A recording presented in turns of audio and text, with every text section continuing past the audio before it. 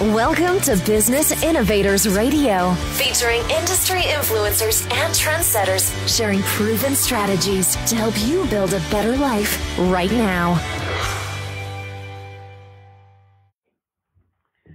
Hello and welcome to the show. This is your host, Neil Howe, and today we are talking finance. We have Brian Eyster here with us. Brian Eyster is a personal and business advisor with Financial Architects. He is part of a team that specializes in helping to ensure the financial success of physicians, executives, and family-run and closely held business owners. His expertise is widely sought after by professionals across the country to help them better understand the myriad of financial choices available to them and to help design a financial future that works. As an advisor for more than 14 years, Brian is an accomplished public speaker discussing topics such as generational family wealth, business planning, succession planning, exit strategies, executive compensation, risk management, and tax advantage strategies. Welcome to the show, Brian. Thanks, Neil. Glad to be here. Great. Well, let's get right into it. I mentioned a lot of different things that you speak about and educate about, but who is like the typical client that you serve? Great question. I'm glad you asked. At our firm, at Financial Architects, we like to work with people that have household incomes, I would say, Neil, in about excess of $160,000. And that happens to place them in the top 5% of all income earners. And also, these are the people that end up paying about 60% of all the tax in the United States on filed federal returns. Wow, that is, 160,000 is a great income, but it's not really as much as you would think it would take to be in the top 5%. And only those are responsible for 60% of the taxes paid? Yeah, it's really kind of mind-boggling when you think about it. We were doing some research not too long ago with some clients that came in, and when I started digging deeper, I looked at all the tax returns, and you would think that the income was going to be like $300,000, $400,000, $500,000. No, top 5% of all income earners in the United States are at right about $160,000, and those are the people that, when they come in, they're the most frustrated with the amount of taxes that are coming either out of their paycheck or taxes on their investments or taxes upon distribution when they're getting ready to retire. Yeah, there's certainly a lot of taxes that people will have to pay. So what kind of person is it? We said you see physicians, executives. Give me an idea of what kind of people come to see you for help. Most of the people that come into our office, whether they be physicians or medical professionals, executives of companies, C-level, up to the top of the food chain there, as well as I have a lot of families that are, just working for large companies that are married with young children, and they're just trying to make heads and tails out of how do I educate my kids and also, retire before 75.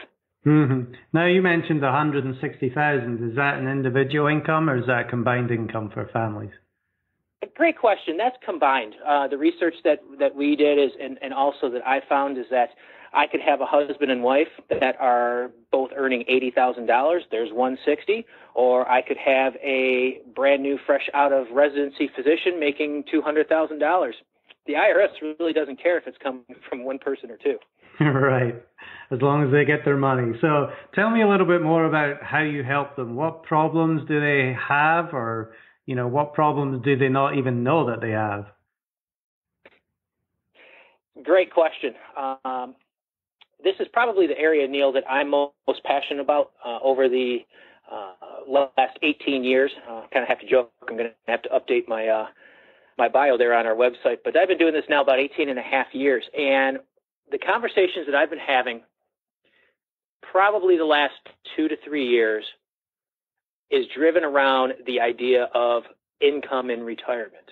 Not so much the size of their assets, Neil, but Brian, how much income am I going to have in retirement? I'm making $160,000, $200,000, $250,000.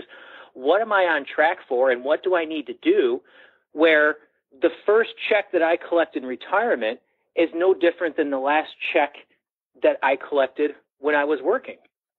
See, Neil, one of the things that I found in working with my clients is that they come in and they're working with attorneys, CPAs, money managers, other financial advisors.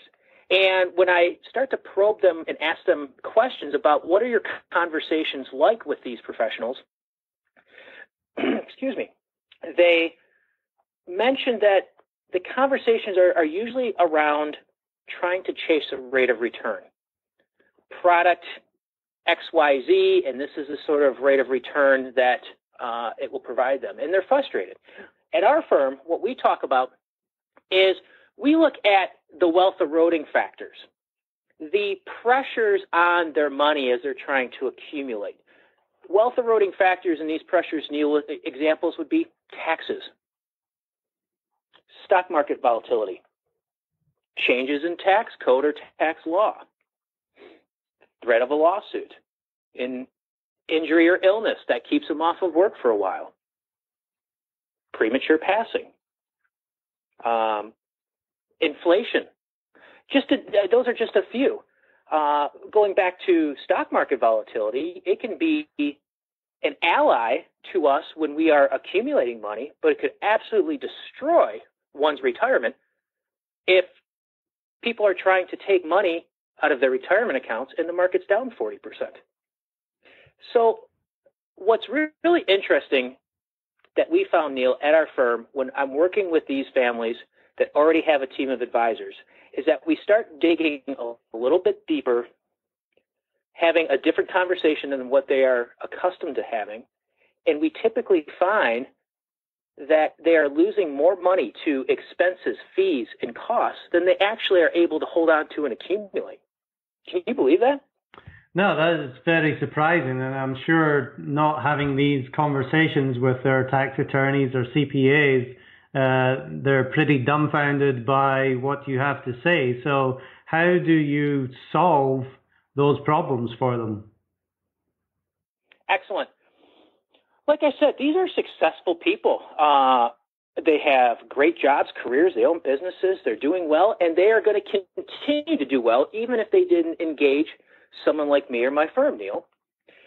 The conversation I like to start off with is that every family has what I call a maximum financial potential. And let me just take a moment and define what that means.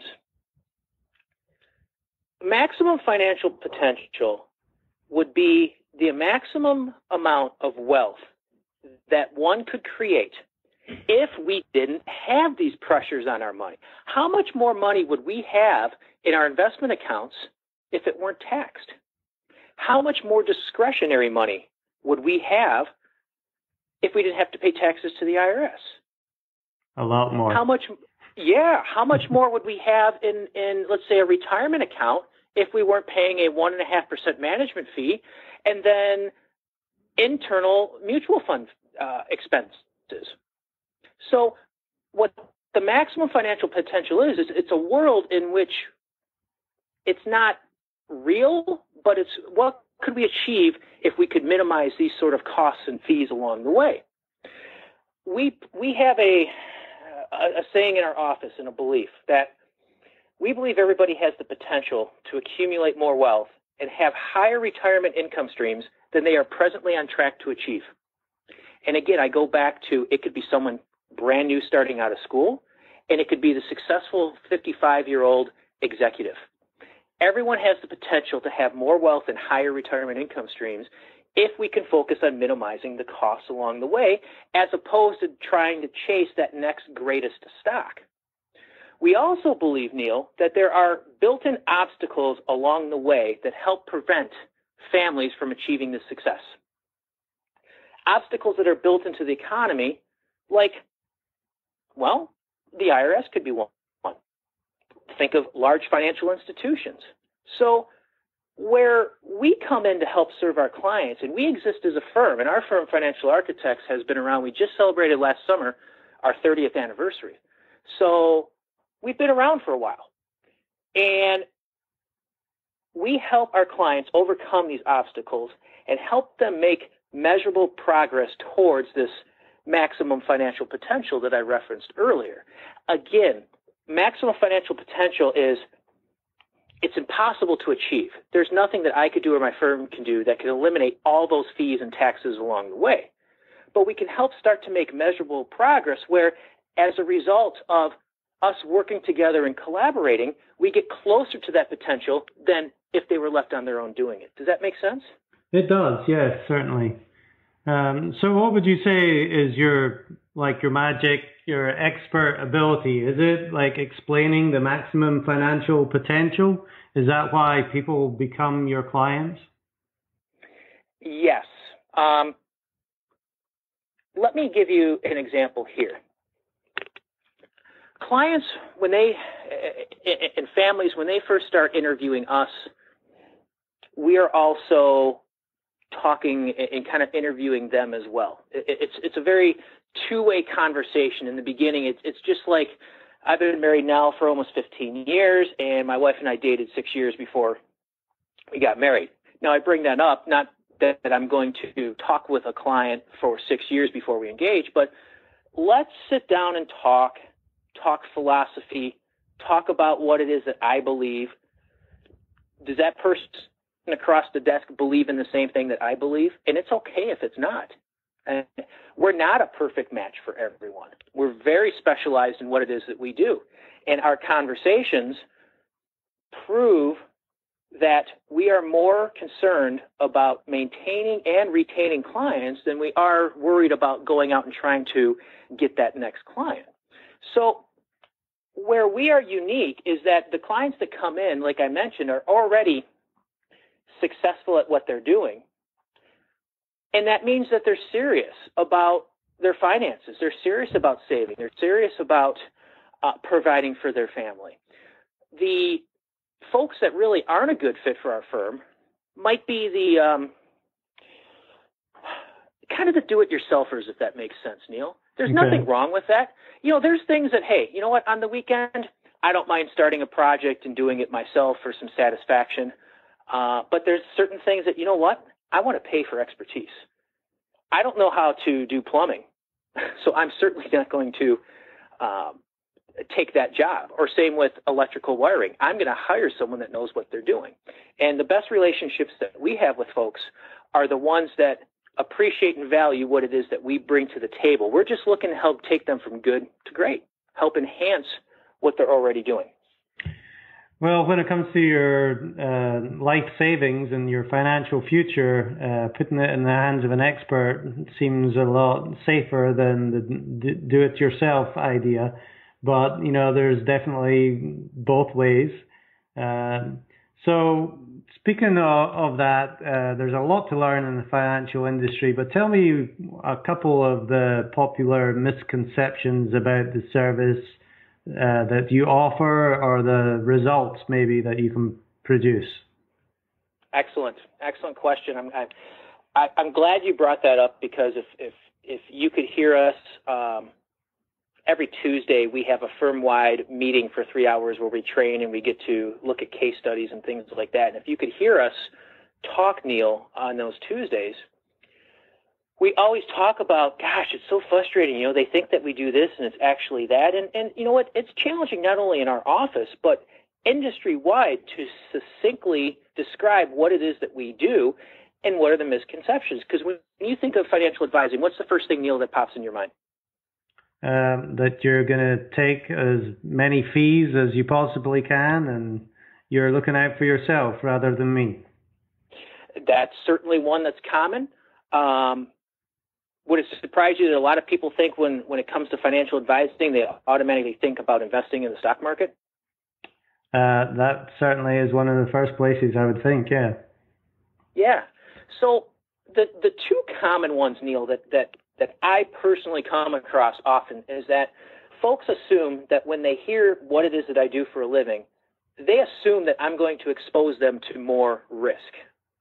I mean, after all the news channels, all the publications, all the books out there says in order to get ahead, you have to take more risk, right? Mm-hmm. No, the opposite is true. Let's take this point a little bit further. Let's say that your business, Neil, brought in last year gross revenue of $1 million. You had a profit after all expenses were paid and taken care of $200,000. Meaning the cost to run your business were $800,000. Traditional advisors would be having conversations with you about how to take your profit, Neil, and how much of that are you willing to give to me where I can put it into the market or some sort of asset allocation portfolio and try and chase the rate of return. Or if you already had a professional that you were working with, the conversation would be like, hey, great, you're getting 6% over there. Come with me and we might be able to do more because of reasons A, B, and C. Mm-hmm. Where we're different, my conversation is, what are you doing about trying to recapture all those costs? What would be more important, trying to get a rate of return on your money? Or what if we could just recapture all of the costs that you're spending? Which one would be a more valuable conversation, Neil? Well, definitely. You're working with 800,000 versus 200,000.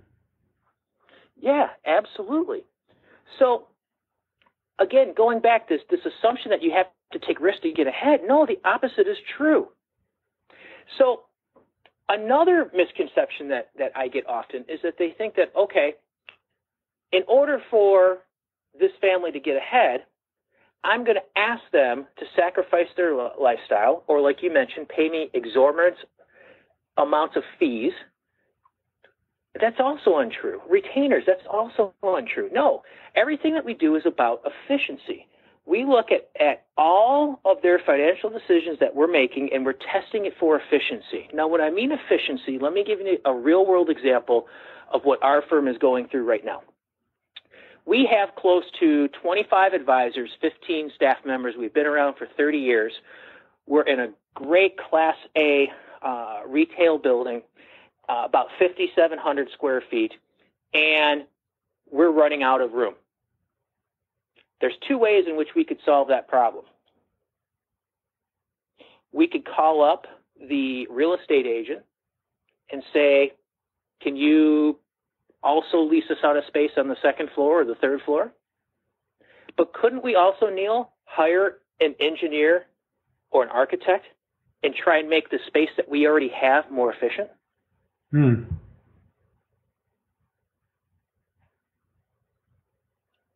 Absolutely.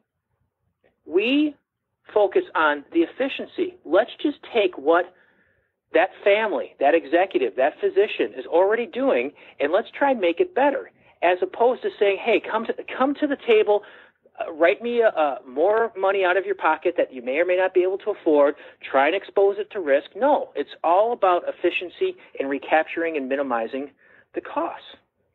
And as a result, we are compensated by the improvement of efficiency, not by dipping into their pocketbooks or their lifestyle. We like to say that along the way, as we have conversations, every meeting has to be a win-win or there's a no deal. We don't want our clients coming to the table, writing us a check for thousands of dollars, and then we can't deliver. But if we can show them how to improve what they are already doing, what they are already spending, and recapture costs that they unknowingly are unnecessarily transferring away, we think that's a better relationship to have going forward. And as a result, we have plenty of opportunity then to meet their friends, their neighbors, their coworkers, because what it is that we do is so unique and different and refreshing, at least here in the Metro Detroit area where we practice out of. No one is doing what we're doing in the area. Well, it certainly seems like a different conversation that you're having than most financial advisors. And I like the fact that you are taking the time to educate as well. and share the other ways to make money other than put it in the stock market. These are all reasons that draw people to you, but if there is any kind of reason that somebody would decide not to hire you, what are those kinds of things that are going through their mind that makes them not take action right there and then? You know what? That's another great question, Neil. I know in our industry, we tend to feel like we can save the world and help everyone, but you and I both know, we can't save everyone. We're not always a good fit for everyone. So I would say that the main reason someone would not want to engage with us after, let's say, an initial coffee chat really is that they're not change adaptable. That would be the number one reason that I would say why they would not engage in our firm. I will get to a point with folks, Neil. We'll talk. I will give them real examples with their personal information of the transfers that I've mentioned previously, where money is escaping, where there's holes in the bucket, if I could paint a visual analogy. And I know that I can help them. I can see it. The point now lies is, are they going to let me help them? Sometimes people won't allow it. Ego sometimes. Ego gets in the way. These are successful people, successful at what they're doing, in the top 5% of all income brackets. They look around to their left and their right, and they're making mental notes that, you know what? I'm probably doing the best on the block. And if I can show them how to keep cost neutral and I can help them, are they willing to set their ego aside and allow me to help them? Sometimes that's not the case, and that's perfectly okay. You may want to continue working with keeping those relationships that you already have, or if they're do-it-yourselfers, you know what? Continue to do what you're doing. It's not wrong. It just means that our firm and that particular person, we're just not a fit. Right. That's an interesting conversation, really. Some people just aren't ready. Some people aren't willing to go through the change, and some people just aren't willing to accept the help. Let's talk a little bit more about you, Brian, and what inspired you to become a financial advisor in the first place. Well, I went to school at Michigan State in the mid-'90s and really wasn't quite sure what it was I wanted to do during the 4 years at school. Had some ideas. I thought maybe accounting. It was a little bit too dry for my taste. I had some friends that were older that ended up going off into the corporate banking world. That sounds really sexy at first, but when they shared with me, I've had 1 day off in 2 years, that really wasn't attractive to me anymore. No. I was fortunate enough to grow up in a great household. My dad was a lifelong Ford Motor employee, did well for himself as well as our family. And he had some advisors that he was working with, and I thought, well, why don't I explore this a little bit further? And that's how I ended up getting into the personal financial services side, financial advising, straight out of school. 22 years of age, Neil, and immediately I was panic-stricken. Mm-hmm. How am I going to create a clientele? I'm 22. I can barely grow a beard. Now my beard's gray. And how am I going to, quote unquote, compete or try and get business when someone's working with an advisor that they've had a 15 or 20 year relationship on? You can only get to a certain point where, hey, you got this product, that's fine and dandy, but come over to me and I can show you a product with more bells and whistles. That's only good. That has a short shelf life. Mm-hmm. So I started talking around town and ended up finding this firm where their conversation was different. I was attracted to it. It resonated with me. Really? people are going to lose more money over the lifetime than ever going to amass. I don't believe it. You got to prove it to me. And as a result of having those conversations and all of the late night hours of trying to disprove it, and when I couldn't, I thought, wow, this has tremendous value in my neighborhood, and I want to share it with as many people as possible. And once again, it's some advisors don't like it, and that's perfectly okay. So, yeah, well, find the gap in the market. You're certainly doing something different, and people are looking for a different message there, which is to their benefit.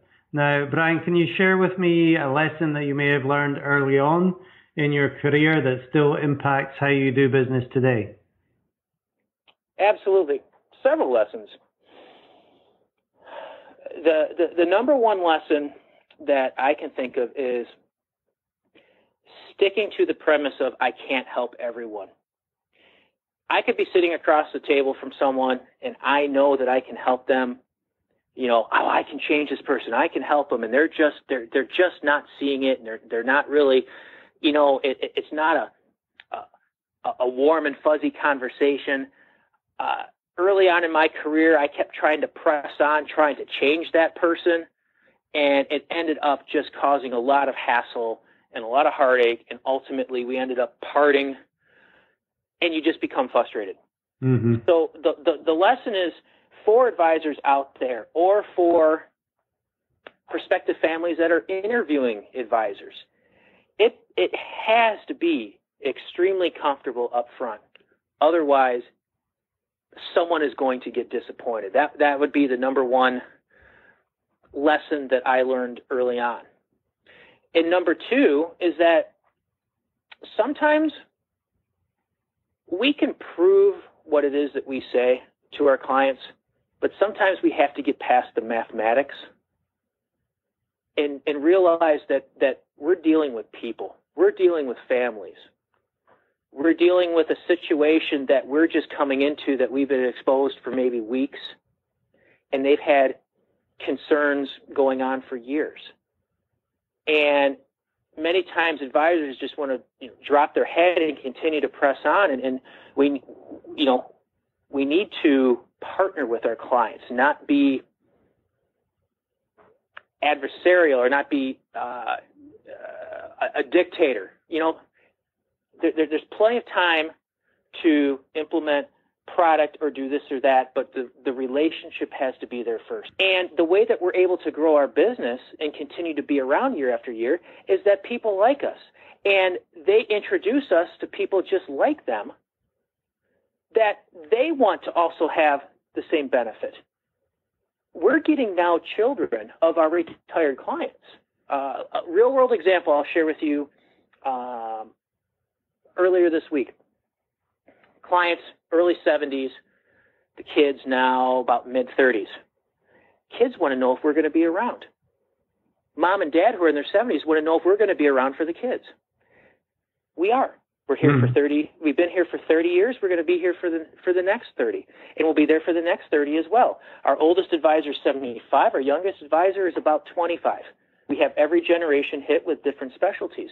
The only way that we're able to stay around and be able to provide value and be rewarded with introductions is to have the relationship with our clients. Well, I can definitely feel the passion that you have for your clients. When you're highly educated like you are in a complex financial market, having that education and being able to know that you can help people with their life savings, with their finances, is a very important job. And I really like financial advisors that put their clients first instead of putting their own pocketbook first. We've covered a lot of things today, Brian. Yeah, go ahead. Neil, you just brought up something. If we could, I would like to just expand on what you just said there, because that's also a common, I don't want to say misconception, but a common thought that folks have of the financial advising world is, I'm glad to hear you put your clients first as opposed to just worrying about yourself. Mm-hmm. The reason that we can say so and hold our heads high is that when people now start to put the business of personal finance ahead of their clients, it's because they're trying to sell a product. They're trying to get a fee. They're trying to get the client to buy something that they may or may not want to do. But conversely, and it goes to that business example, if I can show you how to recapture the $800,000 in costs, it's a much more enjoyable conversation, is it not? Definitely. You might have had the same advisor for the last 20 years, working on the same portfolio. The last thing that you want to hear me come in is start bashing it up left and right. But if I can show you, here's a perfect example. If you have a retirement plan, you're getting ready to retire in 5 years, and you're projecting that there's going to be $2 million in that account, do you really want someone like me in the last 5 years trying to come in and ratchet up the risk just to get you maybe from 2 million to 2.1 or 2? But retirement plans haven't been taxed yet, so you've deferred this tax liability for over 30 years. Would you be more interested in having a conversation about how to minimize that tax bill when you distribute? Yes, definitely. Yes. So again, it's what is the entry point that you're having with clients, and what is the conversation that we're having? And we truly believe that most people lose more money over their lifetime than will ever amass. And our ideal client, who is in the top 5% of all income owners, that are frustrated by the amount of taxes or fees or expenses or the holes in their bucket, yes, they want to know, and they're hoping that we can deliver on our promise of helping them get them towards their maximum potential. So I just wanted to expand on that because light bulb went off in my head when I heard you say that. Yeah, definitely. There is mistrust in the market, especially after the last financial collapse. You know, people lost a lot of money. They want to know who they can trust. And, you know, knowing that they have these conversations with you and that people are referring their friends and family to you obviously shows the trust in you and your business. Now, Brian, we've covered a lot of things. This is a great conversation. If there's one thing that we haven't really covered yet that you would like to share with somebody who's considering talking to a financial advisor, what would that be? That's a great question. I would say it never hurts to have a cup of coffee and a conversation and ask questions. If an advisor all of a sudden is asking for detailed personal information in that first meeting or making recommendations without having a chance to do due diligence, I would be skeptical. I know that if I'm sitting on the other side of the table, and there's always things, there's always new information, there's always new ideas. No one has a monopoly on good ideas. So if someone is contemplating talking to a financial professional, have a conversation with them. It's not going to hurt. As opposed to saying, no, I'm all set, I'm doing it myself, or I'm reading a magazine or a book, or no, it doesn't hurt to have a conversation, and who knows, that relationship may be the best one that you'll ever have. Great advice. Now, if somebody is looking to find out more about you and your practice, how do they get in touch with you? They can go to our website, which is www.financialarch.com. I'm also on LinkedIn. Just type Brian S. as in Scott Eyster. I also have a business Facebook page, which is Brian S. Eyster Financial Architects. Or you can do it the old-fashioned way by calling, which is 248-482-3600, or email at Brian, BRIAN, at financialarch.com. Well, great talking to you today, Brian. I appreciate you taking the time out to talk to myself and all the listeners. Very positive information and some very helpful information. And I appreciate your time and look forward to continuing this conversation again. Thank you, Neil. I really enjoyed it. Well, thanks very much. And to our listeners, if you like what you hear, please press that like button and share, and we'll see you next time on the show. Thanks Thanks for listening to Business Innovators Radio. To hear all episodes featuring leading industry influencers and trendsetters, visit us online at businessinnovatorsradio.com today.